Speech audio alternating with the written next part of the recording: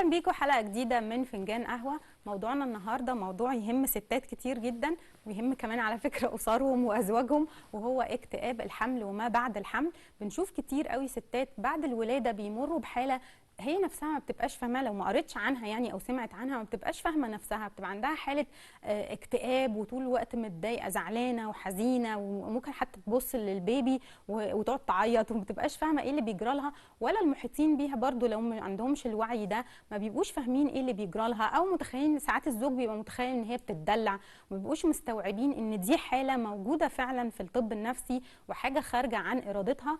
في بعض الحالات احيانا بيقولوا ان هي ممكن بتمر بالاكتئاب ده، مثلا بتبقى حست بيه برضو اثناء الحمل، لكن الاشهر اللي هو بيبقى ما بعد الولاده. هنفهم ايه هو اكتئاب ما بعد الولاده، ولو في ستات بتمر باكتئاب ساعه الحمل ولا لا، ونتعامل معاها ازاي، وهي حتى كمان يعني ايه الحالات اللي بتمر بيها عشان كل المحيطين يبقوا فاهمينها ويعرفوا يتعاملوا معاها، وده بيتعالج ازاي. هنفهم كل ده من ضيفنا اللي مشرفنا النهارده دكتور محمد محمود حموده، استشاري الطب النفسي وعلاج الادمان. اهلا بيك يا دكتور. اهلا بحضرتك والساده المشاهدين.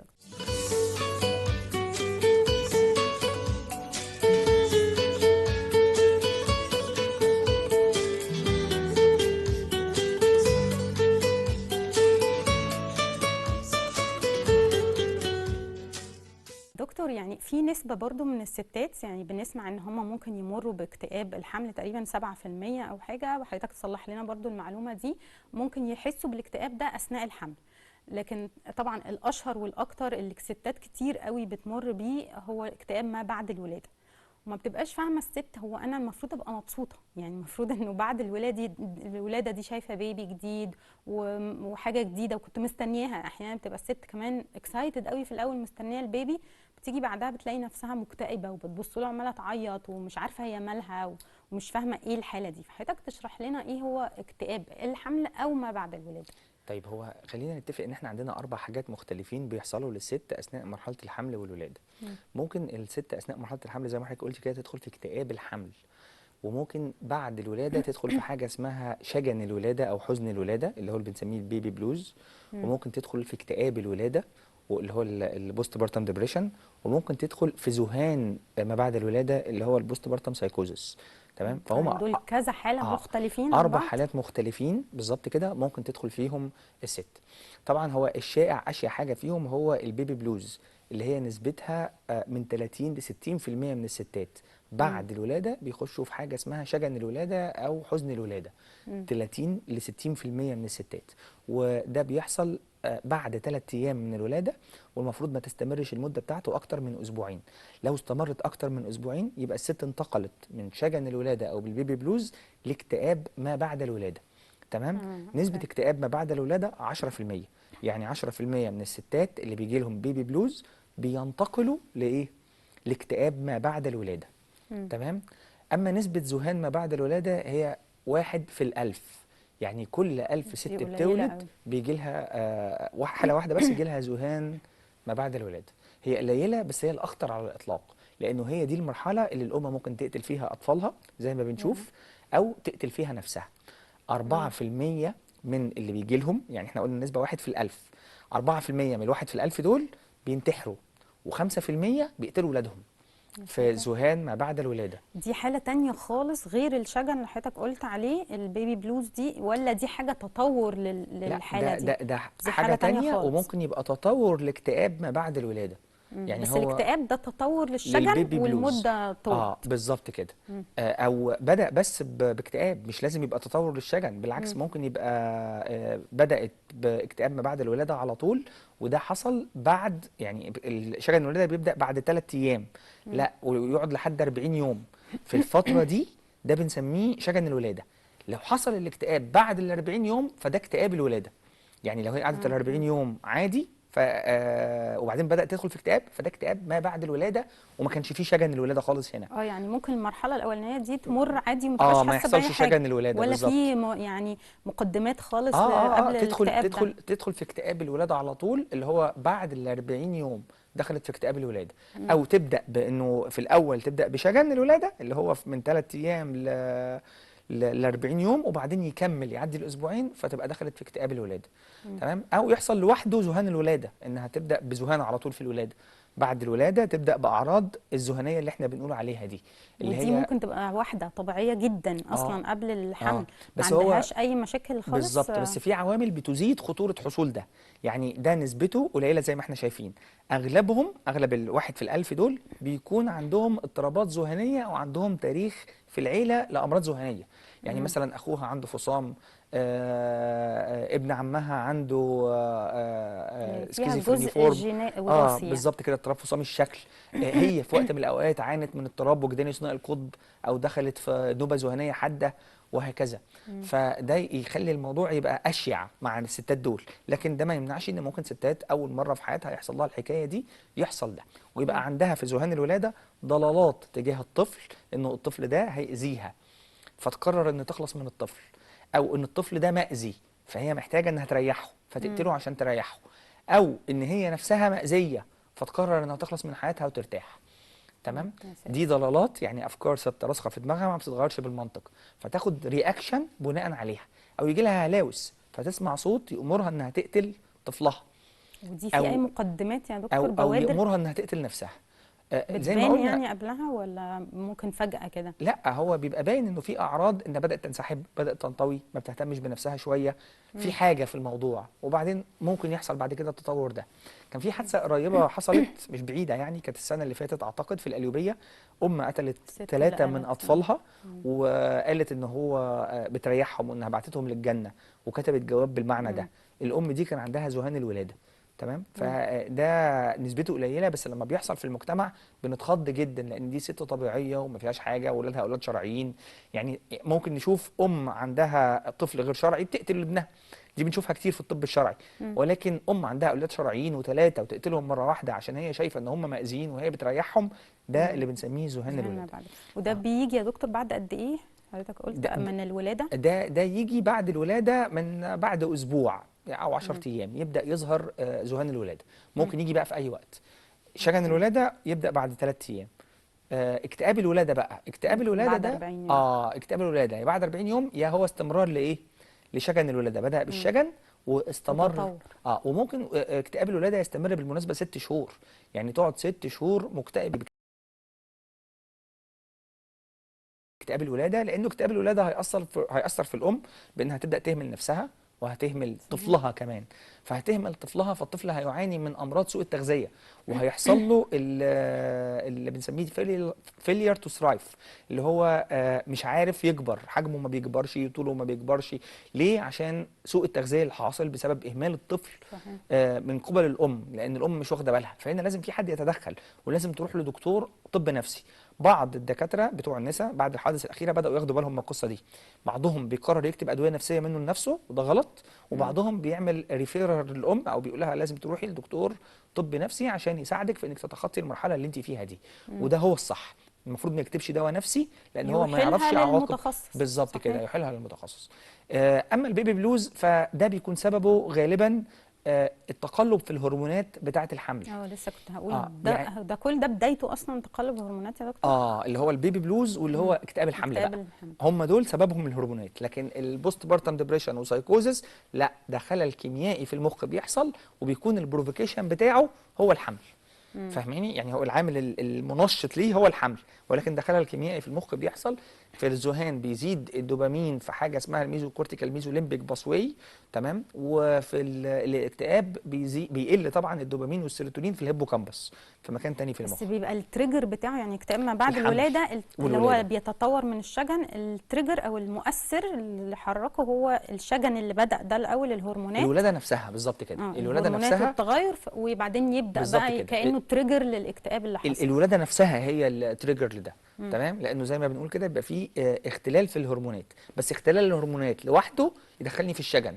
مم. لكن لما يحصل مع اختلال الهرمونات ده اختلال بقى في هرمونات تانية في المخ بعيدا عن هرمونات الحمل والولاده، هنا يا ده يدخل في يا ده. الاكتئاب. مم. تمام. طب لو الهرمونات بقى العاديه بتاعه الحمل والولاده فيها اختلال، هي دي اللي بتدخل في الشجن. ايه بقى الاختلال اللي بيحصل؟ انه الهرمونات البروجستيرون بيبقى عالي جدا اثناء فتره الحمل. مم. تمام. والريلاكسين هرمون بيبقى عالي جدا اثناء فتره الحمل، والاكستوسين بيكون عمال يعلى اثناء فتره الحمل. دول لوحدهم يدخلوا في اكتئاب. مم. عشان كده بيحصل دي للست الحالات اللي هي ساعة الحمل بتبقى الحمل عندها تدخل اكتئاب. اكتئاب الحمل. البروجسترون زيادته يدخل في اكتئاب، والريلاكسين زيادته يدخل في الاكتئاب. هرمون الريلاكسين ده من اسمه هو بيخلي الست ايه، هاديه وموخمه ومش عايزه تعمل حاجه. تمام، فهو بيخليها ريلاكس بس بيخليها كمان مش عايزه تعمل حاجه. بلس انه الحمل ممكن يزود عندها الكورتيزول ليفل، فيزيد الكورتيزون عند الست، وزياده الكورتيزون تدخل في اكتئاب. تمام، زياده الكورتيزول ليفل تدخل في اكتئاب، خصوصا انه الكورتيزول لما بيعلى الست يبقى عندها سكر الحمل. تمام، ولما بيعلى الست تخش في تسمم حمل او ارتفاع الضغط اثناء الحمل. يعني في حاجه اسمها تسمم حمل، اللي هو الضغط بيعلى عند الستات اثناء فتره الحمل بشكل مش عارفين نسيطر عليه، ده اسمه تسمم حمل. تمام، او انه الست يبقى عندها سكر حمل، وده سببه زياده الكورتيزول ليفل اللي بيدخل كمان فين، في اكتئاب. فلما نلاقي ست عندها سكر حمل متوقع ان هي عندها يجي اكتئاب لها كمان. اكتئاب. او عندها تسمم حمل، هي عندها اكتئاب كمان اثناء الحمل. تمام، واكتئاب الحمل بقى يخليها مقريفه ويأثر على الطفل، مش عليها لوحدها، لانه الهرمونات بتاعت الام مرتبطه بهرمونات الطفل من خلال المشيمه. صحيح. يعني اي هرمون هيعلى في الدم، الهرمونات بتصب على طول في الغدد الصماء، بتصبها على طول في الدم، ما هي مش قنويه، فبتنزل في دم الام على طول، فلانها نزلت في دم الام على طول فتنتقل من دم الام لدم الطفل من خلال المشيمه. فالكورتيزول ليفل ده بيتفرز من الغده القذريه. تمام، اللي هو هرمون الكورتيزول لما يتفرز من الغده القذريه يتصب في الدم على طول ويوصل للطفل، فزي ما يعمل اكتئاب للام يعمل اكتئاب لايه، للطفل. للبيبي. ده مش بس كده، لو الام مضغوطه اثناء فتره الحمل وبدأ يعلى عندها هرمون الادرينالين، فده برضو الادرينالين ينتقل للطفل ويخلي الطفل في بطن امه متوتر قوي. هي دي نسمعها اكتر يا دكتور، انه دايما يقولوا للست، حتى الناس اللي مش فاهمه بالبلدي كده من المعتقدات بتاعتهم، يقول لك ما تبقيش عصبيه ومش عارفه ايه توتري، لانه هتلاقي ابنك هيبقى زي او هيبقى بيبي في بطنك ما توتر وعصبي. لانه الادرينالين بينتقل للطفل من خلال المشيمه، فالطفل بيبقى عصبي بنفس الطريقه وهو مش عارف ليه، بس حس ان البيئه بتاعته غير امنه. يعني هو بدأ يحس ان البيئه غير امنه لانه هرمون الادرينالين بدأ يعلى في دمه. كمان الرحم المفروض ليه حركه مهدهده منتظمه، الحركه دي بتختل لما الام تبقى متوتره، لانه الادرينالين بيعلى والسمباثيك نيرفس سيستم اللي هو الجهاز العصبي السمبثاوي بيبقى هو اللي شغال اكتر، وهو اللي بيأثر على حركه الرحم، فيبقى في انقباضات في الرحم مع التوتر اثناء الحمل، فالطفل يحس جوه بطن امه ان البيئه مش امنه، الرحم اللي كان حركته منتظمه ومهدهده بدأ يبقى الحركه ايه، غير منتظمه، فيبقى الطفل قالوه جوه بطن مامته. متخيله؟ فاحنا اكتئاب الام اثناء الحمل ياثر بشكل كبير على الطفل، عشان كده دايما بنقول لو بعد الولاده يا دكتور برضه بيتنقل مثلا زي بالرضاعه؟ لا، ما يتنقلش بالرضاعه، ما يتنقلش بالرضاعه، بس هيتاثر الطفل لانه في زي ما قلنا تشايلد نيجلكشن، هي الام بدات تهمل الطفل بسبب ان هي مكتئبه، فالطفل نفسه هيبدا يتاثر. تمام، هي عصبيه ومتوتره فالطفل هيتاثر، لانه الطفل في المرحله دي بيبقى هو كل حاجه بالنسبه له هي ايه، هي ماما، وهو اللي متعلق بيها زياده عن اللزوم، وهو عايز ياكل فهي مصدر كل حاجه، فلما يلاقيها مش بتلبي له احتياجاته يبدا يبقى عنده احساس بعدم الامان، وانه البيئه اللي حواليه برضو بيئه ايه، غير آمنة بنفس الطريقة، وده يأثر في تكوين شخصية الطفل بعد كده بالمناسبة. امال يا دكتور ساعات بتلاقي امهات اللي هم حتى القدام يمكن اكتر بيقولوا لبناتهم اللي هي بعد الولاده والكلام ده، لما وانتي بترضعي ابنك حاولي تبقي هاديه وبلاش العصبيه اللي على طول بتاعها هتسممي الولد الرضاعه واللبن، وان هو هيجيب له مغص، وان الام المتوتره وعصبيه والكلام ده اثناء الرضاعه الطفل بيجي له مغص ومشاكل وحاجات كده، ده حقيقي ولا مجرد دي افكار يعني خزعبليه؟ هو مش كده بالظبط، يعني هي هرمونات الام نفسها مش بتنزل في اللبن بتاعها بشكل كبير، مش زي ما احنا متخيلين. زي كده احنا لما بنقول الحمل والرضاعه، الادويه لو انا بدي للام دواء، بعض الادويه تاثر على الحمل بشكل مباشر بس تاثيرها على الرضاعه بيكون ايه، اقل بكتير، لانه الدواء ما بينزلش في اللبن بنفس الدرجه. في ادويه بتنزل في اللبن بدرجه عاليه، وادويه لا ما بتنزلش في اللبن يعني بدرجه عاليه. ممكن يبقى في نسبه تغير بس في نسبه، بس مش النسبه الكبيره، لانه الهرمونات بتنزل في اللبن بتاع الام بس مش بتنزل بالشكل الكبير اللي احنا متخيلينه. تمام، فالكلام ده صح مش غلط، بس مبالغ فيه، بس مبالغ فيه زياده عن اللزوم، يعني هو مش قوي كده. بس افرضي الام بترضع ابنها صناعي، فهي كده اهو ما بتدلوش، بس الطفل متوتر لانه توتر الام بينتقل له، هو حاسس بيه، بعيدا عن كون اللبن فيه هرمونات او ما فيهوش هرمونات الام. واخده بالك من الفكره؟ فعشان كده لازم ناخد بالنا انه لو الام بقى في فتره الحمل وعندها التوتر ده، احنا محتاجين ان احنا نبقى هادين. عشان كده بنقول للام محتاجه انها اثناء فتره الحمل تلعب رياضه، تلعب يوجا، وتسمع موسيقى، والزوج ما ينفعلش عليها ويبقى هادي عشان الطفل ما يتأثرش بده. بعد بقى الولادة الهرمونات بتنزل بشكل كبير. يعني ايه؟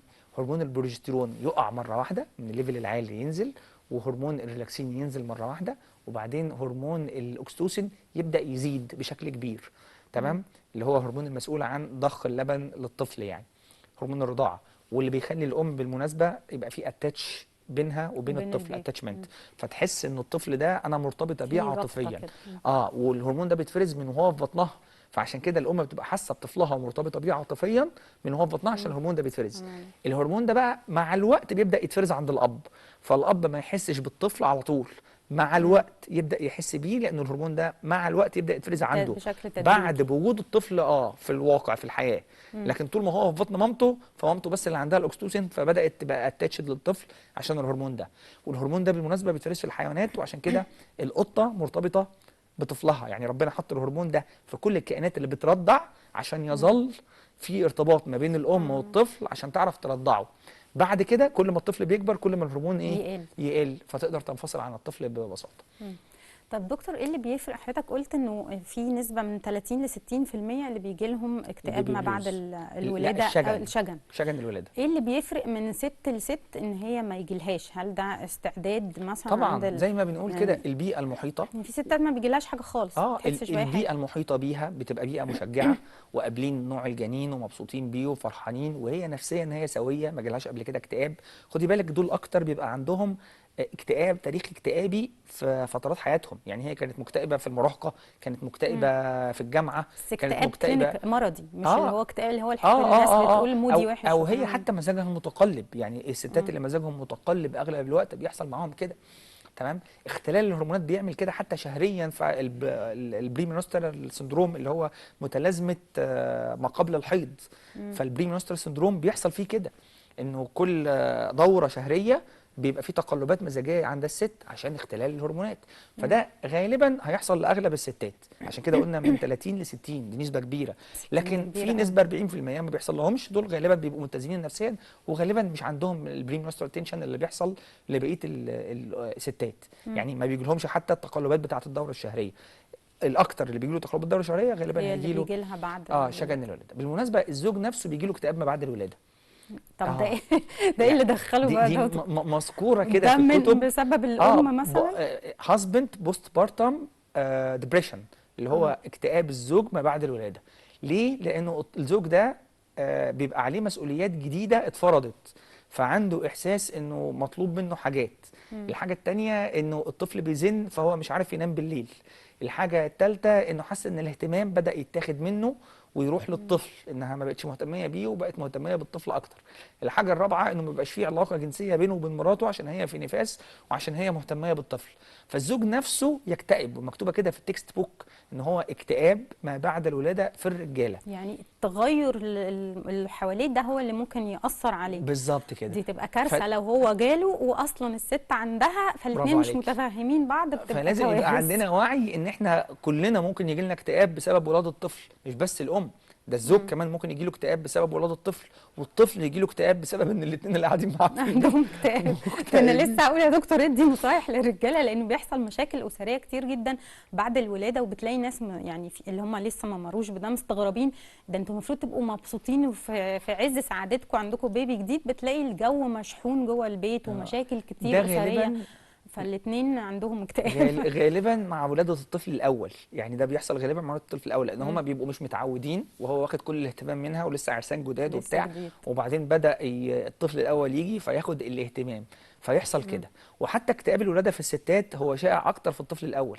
50% من حالات اكتئاب الولاده بتحصل في الطفل الاول، بتقل بقى مع 50% التانيين بتحصل في باقي الاطفال، بس نسبة 50% عشان اللي هو النص تقريبا. ولا الهرمونات نفسها؟ الطفل الأول هو اللي بالنسبة لهم بيبقى الحدث الأكبر، الهرمونات طبعا، والحدث ده بيبقى حدث ميجور، والولادة دي ميجور في الطفل الأول بالظبط. بعد كده الأمور بتبقى أسهل. يعني حتى بالنسبة للزوج الطفل الأول دايما اللي بيجي اكتئاب الزوج معاه، الطفل الثاني والثالث ما خلاص هي فقدت الاهتمام بيه من بدري، هو ما بقاش فارق معايا خلاص، هي كده كده خلاص فاقدة الاهتمام.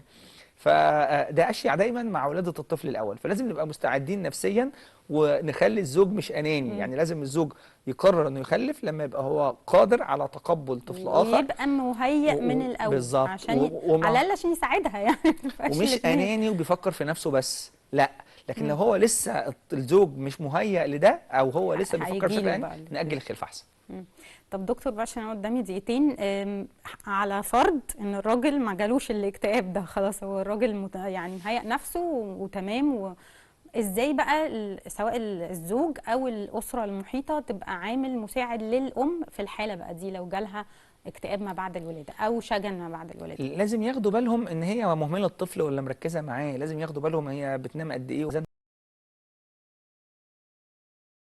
الطفل وعياطه والرضاعه ده بيخليها تدخل في اكتئاب. يعني هي لو حتى ما عندهاش اكتئاب، ده ممكن يخليها تدخل في اكتئاب بسبب صحيح. لخبطه مواعيد النوم والصحيان، الزن الكتير بتاع الطفل، لو انها طول الوقت محتاجه تبذل مجهود في تغيير البامبرز وبتاع، وهي مش متعوده على ده، ده ممكن يدخلها في اكتئاب. حتى لو ما دخلهاش في اكتئاب، فهيدخلها في حاجه اسمها ادجستمنت ديس اوردر، اللي هو اضطراب تاقلم، انها مش عارفه تتكيف مع الوضع الجديد قوي، فبتاخد وقت عقبال ما تتكيف مع الوضع الجديد.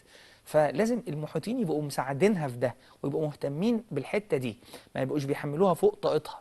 زمان كنت تلاقي الست بتولد وتنزل الغيط، تمام، بس ده غلط، يعني ده صحيا غلط، وعشان كده صحيح. كان بيكثر حالات تسمم النفاس عشان كانوا بيعملوا كده.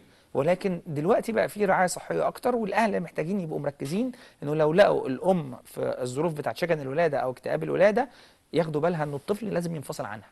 يعني لازم طالما هي دخلت في يساعدوا اكتئاب هم الولاده، بقى في البيبي. ياخدوا الطفل، ده ياخدوا الطفل مجرد الاكتئاب، لانه ذهان الولاده ده 100% لازم ياخدوه. دي اصلا لازم يعني دي قصه اه بقى الذهان دي يا دكتور، حضرتك قلت نادره لكن محتاجه علاج مع طبعا، متخصص والاكتئاب يعني. محتاج علاج برضه، بس يعني لازم ياخدوا الطفل، لانه لو سابوا الطفل لازم معاها يبعدوه. فهيحصل له اهمال وهيخش في مشاكل. لكن زي ما حضرتك قلت لو وصلت للي هو اكتئاب وعدت بقى لمرحله الشجن دي، لازم متخصص هو اللي لازم يكتب، يعني بيكتب علاج بقى دوائي يا دكتور؟ لازم عشان علاج أنا لازم دوائي، اختم لازم للأسف. علاج دوائي. وعندنا ادويه بالمناسبه، لان الامهات بتخاف تنفع قوي من للرضاعة. الادويه اثناء الرضاعه واثناء الحمل. عندنا ادويه هي سيف على الطفل ومفيش مشكله، وحتى لما بتنزل في اللبن ما بتاثرش. فعندنا ادويه كلاستر بي، يعني الموضوع مش سيف على مقلق الحمل، يعني. مش مقلق خالص الموضوع. تمام، يعني ربنا ما يجيب اكتئاب يا رب ان شاء الله لاي حد، بس بيحصل. طبعا لازم يبقى عندنا الوعي الكافي، سواء هم الام نفسها من البدايه تقرا.